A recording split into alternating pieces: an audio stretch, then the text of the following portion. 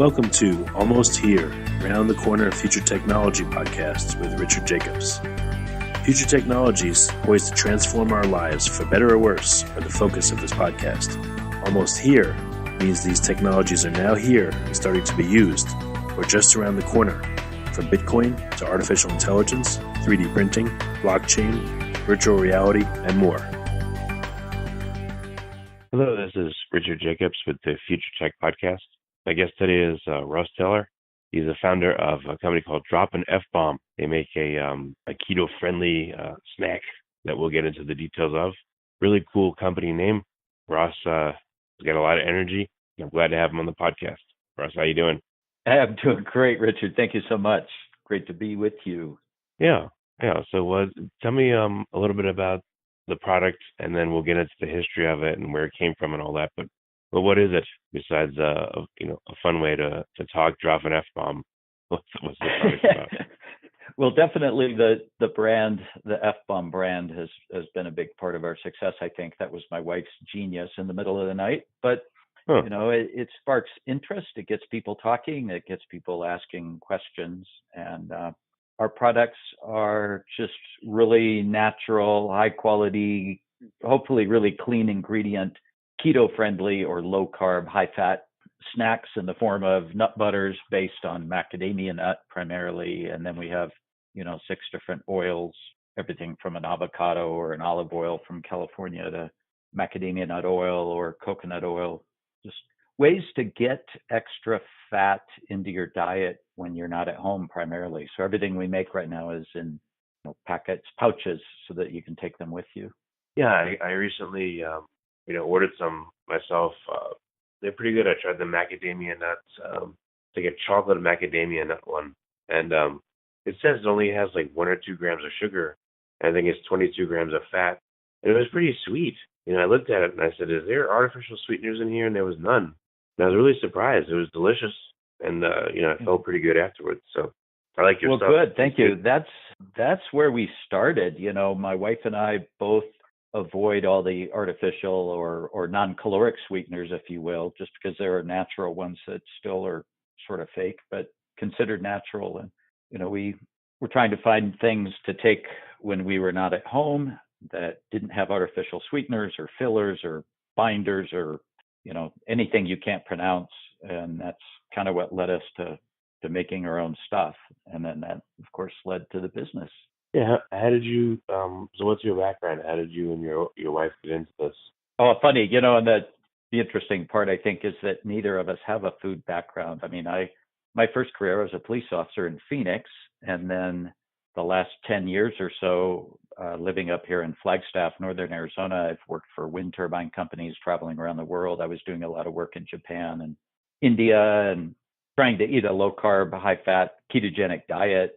It's easy when you're not home to find proteins or vegetables, get healthy carbs, but getting enough fat, if you want to make fat your primary source of calories, is not always easy when you're not home. And my wife worked at the Grand Canyon as the fire ecologist for the Park Service. She's worked, in wildlife before, wildlife fishing game kind of things, wildlife biology, worked as an accountant. So neither one of us had a food background until we got into this.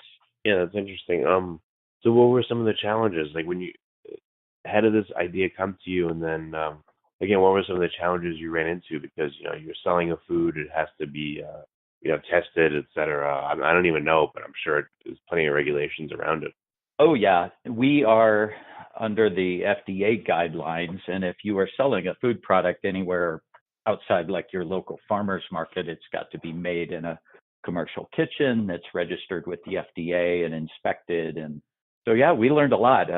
We are very much the quintessential entrepreneurs, I guess, in that respect, that we went into a field where we had no experience, but there's an amazing, amount of information on the internet. You can learn a lot by talking to people who, have food companies. The traditional path, we were packing, let me back up a bit. We were packing little packets of oil and fat for me to take with me when I was traveling and using little Ziploc bags that would leak in my luggage. So we'd put them in an Nalgene bottle. And that's what gave us the idea for the business, realizing we wanted something that was really durable and portable and also natural while being low in carbohydrate.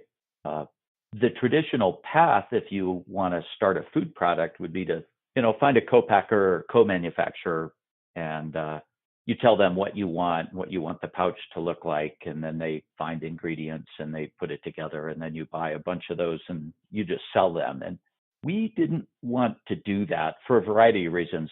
We didn't want 100,000 of one SKU. We wanted to be able to launch with multiple SKUs. We also really wanted to be able to control the quality as much as possible and do things a little differently than most of the food scientists and co-packers want to do. Like the chocolate one you had, everybody wants to use chocolate flavor or chocolate syrup. We actually melt dark chocolate chips into the batch of macadamia nut butter, and that might be why it tastes a little different than people expect. And we like that. So we bought our own equipment. We started very small in a little 400 square foot space we set up as a commercial kitchen, and we got it inspected in August of 2015, and then October 15th, just 3 years ago. In fact, this week we turned our website on and launched with 4 SKUs, and now we're growing and still doing it ourselves, which is kind of cool. We've been able to now hire employees. We've got a staff, and that feels good to us. But there were definitely challenges along the way, and we're really open about what we've learned and the mistakes we've made. So ask away, Rich. Yeah, no, that's great. I've tried nut butters, from other companies, and they really make you really thirsty. One thing that I thought was cool was when I had, the macadamia nut packet, like I didn't need to really drink anything. I was really surprised. I don't know why, but it doesn't suck you dry, which makes it a lot easier to have your products. I'm not saying like don't have water around, but I didn't really need to. So that was one really nice surprise. And then it was also sweet. It wasn't like overpoweringly sweet, but it was just sweet enough. The size was good and everything. So I thought you have a great product so far. Well, thank you. Yeah, the macadamia nut has so much fat and is pretty low in fiber compared to some of the other nuts like almond, and so they're not nearly as pasty or hard to eat as like a traditional almond butter or peanut butter. We like the fat profile of the macadamia nut.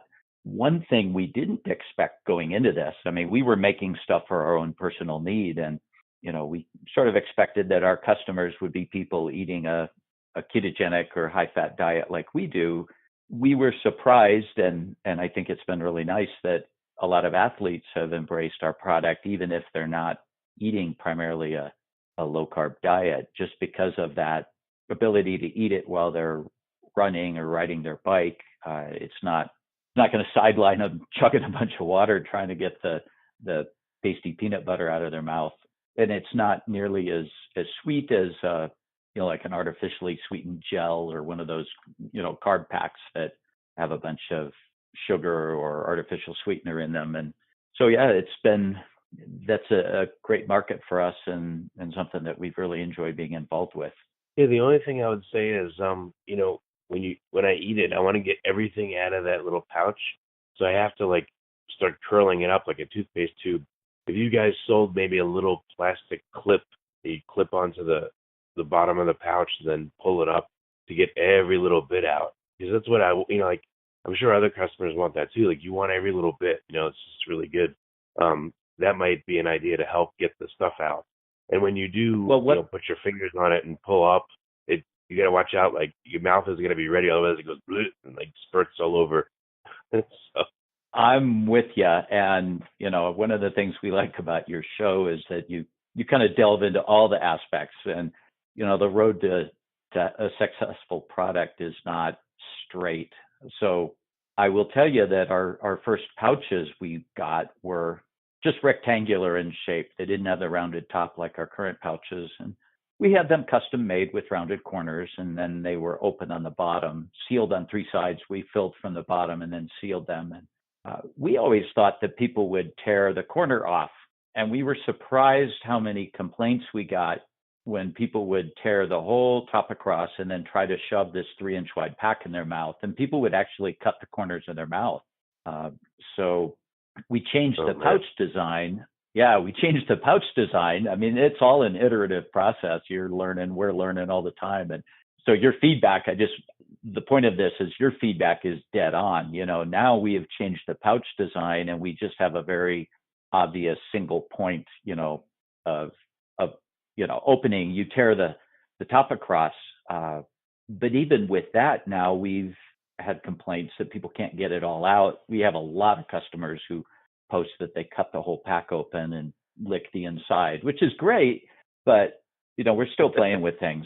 You'll notice that we grind the nuts so that there's some chunks in there, and we've been playing around with the chunk size, and we might have gotten a little too big. We had some where the chunks are too big and then they get stuck in the bottom, and people get sad because there's a chunk of macadamia nut they can't squeeze out. So that's just, your experience is dead on. We've worked with the grind a little bit recently, and we're looking at a new film structure that is softer and easier to squeeze. Right now, there's actually a layer of foil between the two layers of vinyl. And that foil is great as a vapor barrier to keep oxygen out, so we have a long shelf life without adding preservatives. But when you try to squeeze the pack, that foil conforms around any nut chunks in there, and it sort of locks them in place. So we have some new test film we're working with right now. We're even looking at a linear tear film. I didn't realize this existed, but you'll notice when you tear the top, the nipple or the top of the pack off from side to side, it doesn't always tear straight. And there is film that's structured so it's striated and actually will tear straight across. And we've got some of that on the way to play with, and that might help with the mouthfeel, make the pack a little softer, make it easier to get a nice spout at the top that doesn't have any sharp edges, and then hopefully is easier to get the product out. But to your point about the clip, we've actually got some prototypes of little F-bomb shaped clips with a slot in them, and much like the toothpaste squeeze thing. So yeah, we'll never please everybody, and I don't think we'll ever have the perfect packaging, but we're always looking. We're playing with different designs and trying. Well, the cool thing is that the fact that people are desperate to get every little bit of the snack is a good sign. So it's not a terrible thing, and it must be funny to think that people get sad that they can't get every little bit, but it's so good that it makes you want to do that, which is cool. So be happy about it. It's a good problem to have. No, we like it. It makes us smile when we see that. But one of our biggest groups, our single biggest customer group early on was over the road long haul truck drivers who are trying to eat more healthy food, high fat, low carb food when they're driving their semi trucks. And we've had people tell us, yeah, they'll keep the empty pack after they've squeezed out everything they can. They'll keep the empty pack in their center console till they stop, where they can then cut it open and scrape it or lick it. And yeah, it makes us really happy, but we would love the ideal solution. So if anybody has that, please let us know.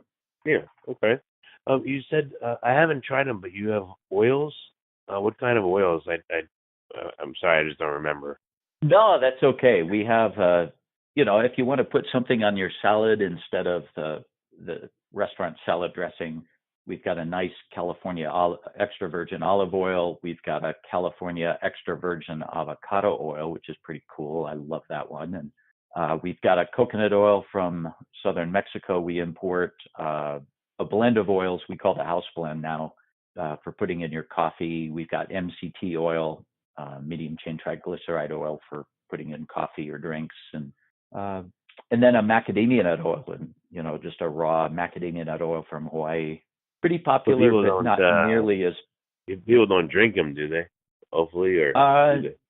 No. Well, some people do. I mean, there are some hardcore keto people who will drink a pack of MCT oil while they're running. You got to be careful with that. It's a bit of a digestive tract lubricant, so we encourage people to build up to that slowly. But yeah, we've got people who will drink it, and we taste all the oils. Every batch we pull a sample and we taste it. And the avocado oil, man, I'll drink that. It's green. It tastes like an avocado. And but yeah, in general, the intent of those was a way to be able to take a really nice oil with you that isn't oxidized or adulterated or anything. Cut.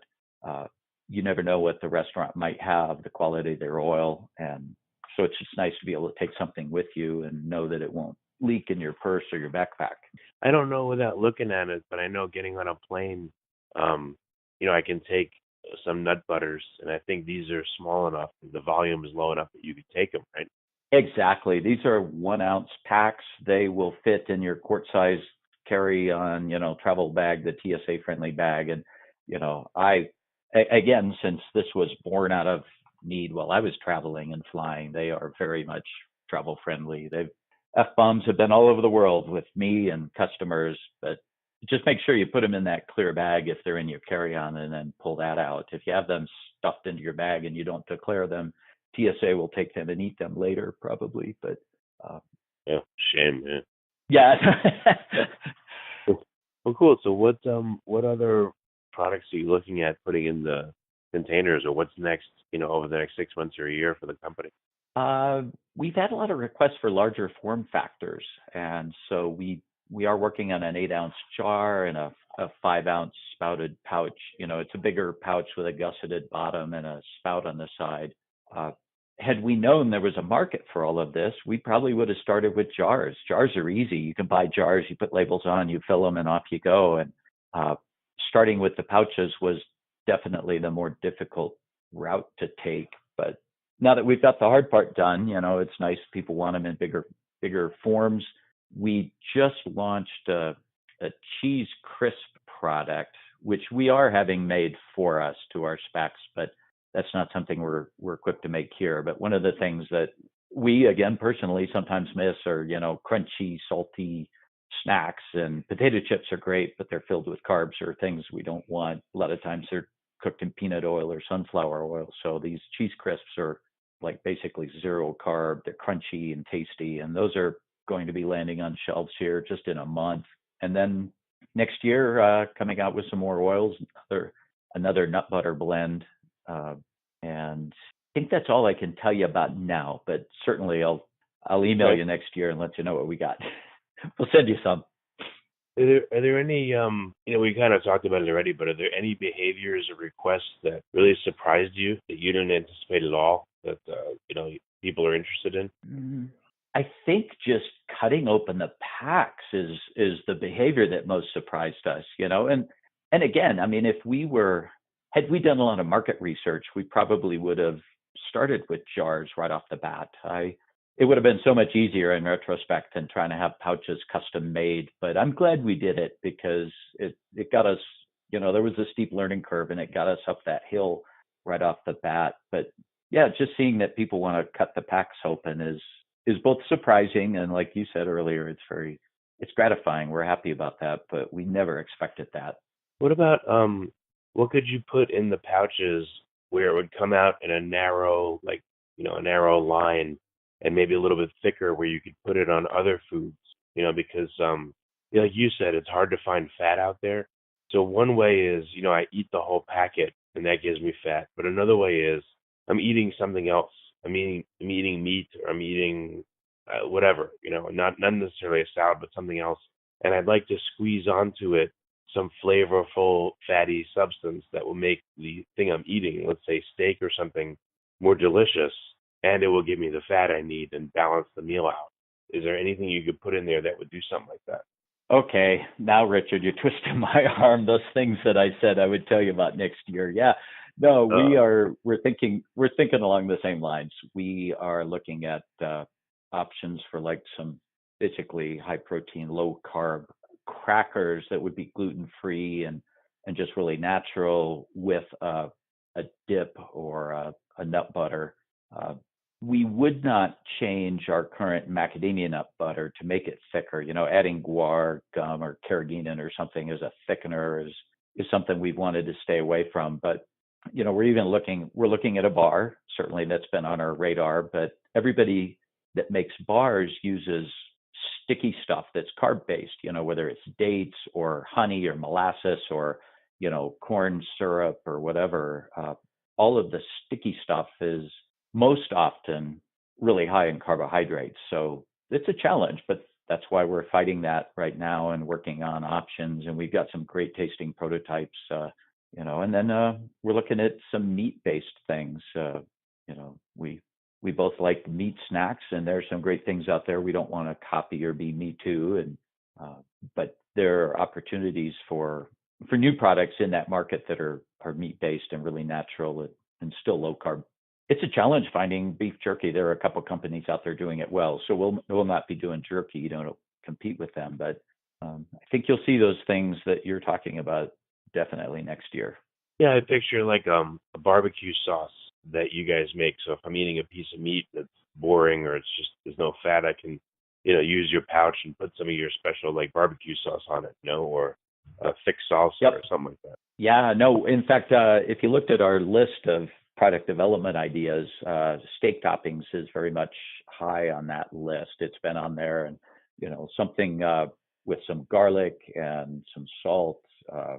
I love putting butter and garlic on a steak just to add extra fat. And if you had something that was portable like that, that I think would be a good fit for our market. It's got to be really clean. Now, once you start adding spices to oils, you introduce the potential for bacterial growth, and how do we prevent contamination or bacteria growth and keep a long shelf life without adding a preservative? That's a challenge, but we got some tricks up our sleeves, some things we've learned, and so I think you won't be disappointed. All right, that's great. All right, Russell, we're at the end. What's the best way for people to try the product out? Where should they go? Wow, we have just recently gone into a bunch of stores nationwide. We're in Vitamin Shop and GNC stores nationwide. We are going into CVS pharmacies in January. Amazon, of course, is great. We're pretty big on Amazon right now, which is nice. Sometimes a mixed blessing, but we're thankful we're there. And then our website is DropAnFBomb.com.